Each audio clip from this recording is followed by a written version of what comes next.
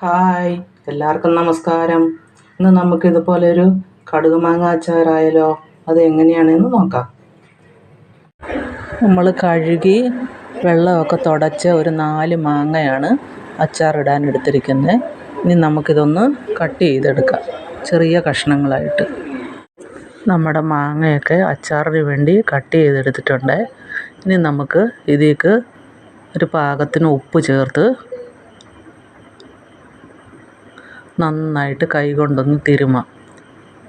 എല്ലായിടത്തും ഉപ്പ് പിടിക്കും പോലെ നന്നായിട്ടൊന്ന് തിരുമ്മി ഒരു 20 മിനിറ്റ് നേരം റെസ്റ്റ് ചെയ്യാൻ വെക്കാം. നമ്മുടെ മാങ്ങയിൽ ഉപ്പൊക്കെ നന്നായിട്ട് പിടിച്ചിട്ടുണ്ട്. ഇതാ ഉപ്പ് നീരൊക്കെ ഇങ്ങനെ ഇറങ്ങി വന്നിട്ടുണ്ട്. ഇനി നമുക്ക്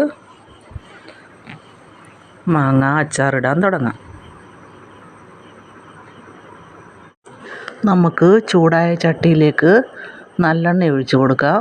നല്ലെണ്ണ ഇച്ചിരി അധികം വേണ്ടി വരും അച്ചാറിന്. എണ്ണ നന്നായിട്ട് ചൂടായിട്ടുണ്ട്. ഇനി നമുക്ക് കുറച്ച് കടുക് ഇട്ട് കൊടുക്കാം. കടുക് നന്നായിട്ട് പൊട്ടി കഴിയുമ്പോൾ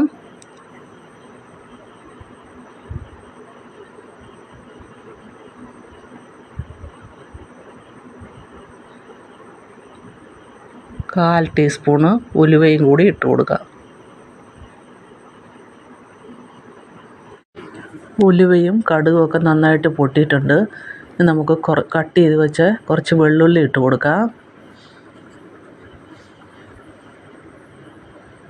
ഇച്ചിരി ഇഞ്ചി ഇട്ട് കൊടുക്കാം.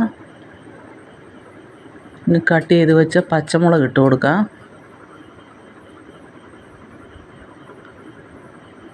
കുറച്ച് കറിവേപ്പില ഇട്ട് കൊടുക്കാം. നന്നായിട്ട് വഴറ്റാം. ഇനി നമുക്ക് 1 ടീസ്പൂൺ കായപ്പൊടിയും കൂടെ ഇട്ട് കൊടുക്കാം. നന്നായി വഴറ്റണം. ഇനി ഒരു പൊടിക്ക് ഉലുവാപ്പൊടിയും കൂടെ ഇട്ട് കൊടുക്കാം.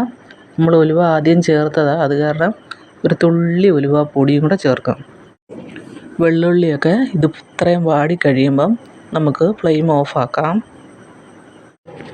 ഇനി നമുക്ക് മുളക് പൊടി ഇട്ട് കൊടുക്കാം. ഞാൻ ഇട്ട് കൊടുക്കുന്നത് കാശ്മീരി മുളക് പൊടിയാണ്. ഒരു 4 ടീസ്പൂണ് മുളക് പൊടിയാണ് ഇട്ട് കൊടുക്കുന്നത്. നമ്മുടെ ഫ്ലെയിം ഇപ്പോൾ ഓഫാണ്. എന്നിട്ട് വേണം നമ്മൾ മുളക് പൊടിയൊക്കെ ഇട്ട് വഴറ്റാൻ. നമ്മുടെ മുളകിൻ്റെ പച്ചമണമൊക്കെ അങ്ങ് മാറിയിട്ടുണ്ട്. ഇനി നമുക്ക് നമ്മുടെ മാങ്ങ ഇതിലേക്ക് ഇട്ട് കൊടുക്കാം.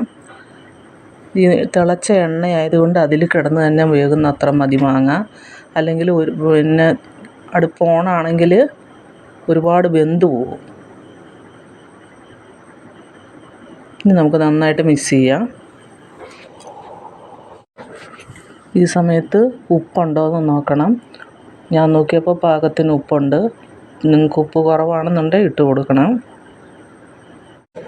നമുക്ക് ചൂടോടെ തന്നെ വിനീഗറും കൂടി ഒഴിച്ച് കൊടുക്കാം. എന്നിട്ട് നന്നായിട്ട് മിക്സ് ചെയ്യണം. നമുക്കിതിലേക്ക് ഇനിയും ചാറ് വേണമെന്നുണ്ടെങ്കിൽ കുറച്ച് വെള്ളം തിളപ്പിച്ചിട്ട് നന്നായിട്ട് തണുത്തിട്ട് ഒഴിച്ച് കൊടുത്താൽ മതി. നമ്മൾ ഈ വിനീഗർ ഒഴിച്ചപ്പോൾ തന്നെ ആവശ്യത്തിന് ചാറുണ്ട്. നമ്മുടെ കടുക് മാങ്ങ അച്ചാർ ഇവിടെ റെഡി ആയിട്ടുണ്ട്. നിങ്ങളും കൂടി ഇങ്ങനെയൊക്കെ ഒന്ന് കടുക് മാങ്ങ ഉണ്ടാക്കി നോക്കണം. നല്ല ടേസ്റ്റാണ്, കേടാവില്ല. നമ്മൾ വെള്ളമൊന്നും ചേർക്കാത്തതുകൊണ്ട് കേടാവില്ല. എത്ര നാൾ വേണമെങ്കിലും ഇരിക്കും. ഈ വീഡിയോ കാണുന്ന കൂട്ടത്തിൽ തന്നെ സബ്സ്ക്രൈബ് ചെയ്യാത്തവർ സബ്സ്ക്രൈബ് ചെയ്യണേ. ലൈക്കും ഷെയറും ഒക്കെ ചെയ്യണം. Thank you.